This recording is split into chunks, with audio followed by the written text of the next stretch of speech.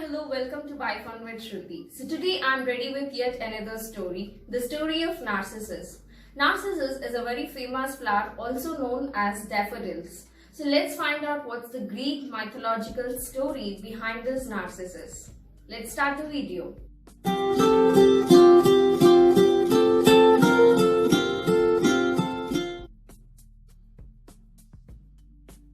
According to Greek mythology, Narcissus was a hunter. What made him so special is his beauty. Narcissus was so handsome that he even used to carry a spear along with him. Using this spear, he used to drive away any people who are coming towards him. He always ignored the people who loved him. He was so proud of his beauty and he never accepted anyone in his life. Observing this, Nemesis, the goddess of revenge. According to Greek mythology, Nemesis is a very powerful goddess. Let me explain you what she does actually. We all believe in the nature of karma, right? So karma is like whatever actions we are doing, they'll definitely have some consequences. Now Nemesis is a goddess who will monitor all those. So whenever we are too proud and whenever we are doing mischievous activities and all, Nemesis takes care that compulsory we'll face the consequences of our actions. Like the same way, Nemesis observed the nature of Narcissus and she decided to teach him a lesson. So she attracted Narcissus to a lake in the forest. Narcissus saw the lake and knelt by its side and stared at his reflection. Not knowing that it was his own reflection, he was just awestruck by the beauty of the reflection.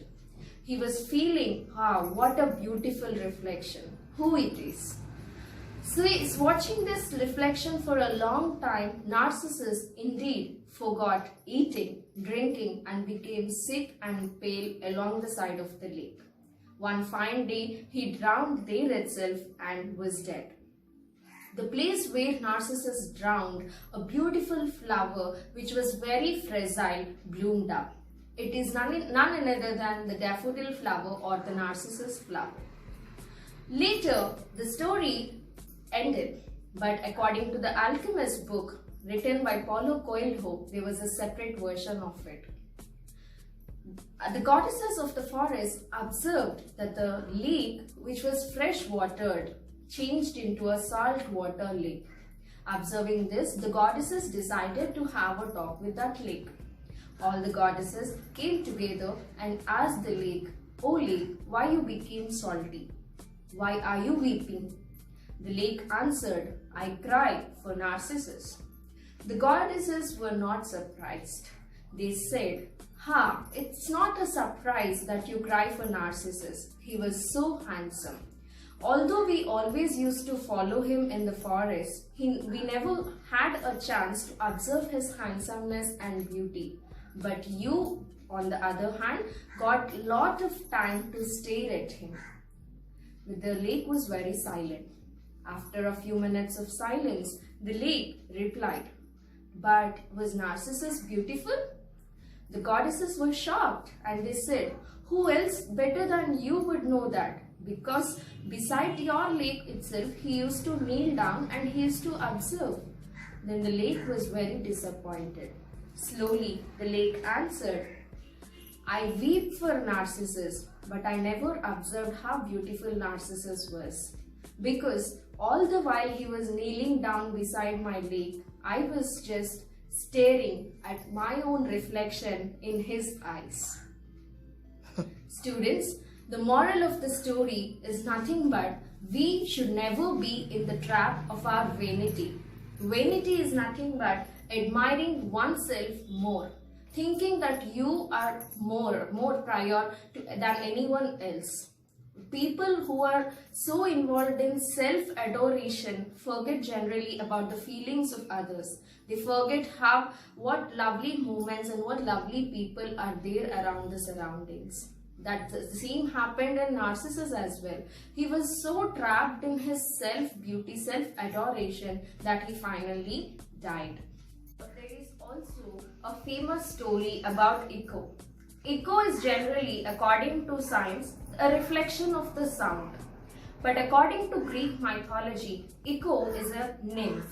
Nymphs are nothing but just like fairies. Fairies are of our thumb sized, but nymphs are human sized. These are beautiful girls who are size of a human and generally found in the forest, woods, lakes nearby. So Echo, according to Greek mythology, Echo was a beautiful girl.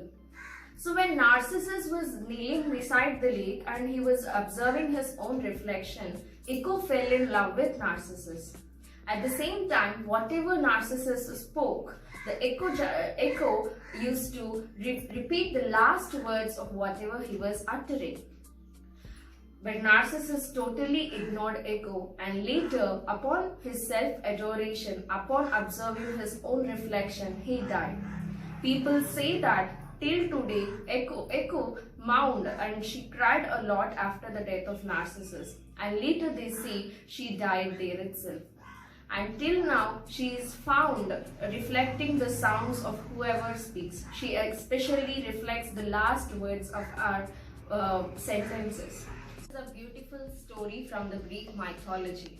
To teach us something, it doesn't have to be a true story. It doesn't have to be a story of gods and goddesses. Treating Narcissus and story of Echo as a normal story, we can learn a lot from it. On the other side, the lake also teaches us something, that the lake was not so different from Narcissus. Even the lake was so self-absorbed by its beauty that it didn't even observe Narcissus' beauty. And the Narcissus on the same side was so deeply involved in his self-adoration that he never observed the love of Echo nor the beauty of the lake. So students, I hope you enjoyed this story and I'll be back with more stories next week. Take care. Bye-bye.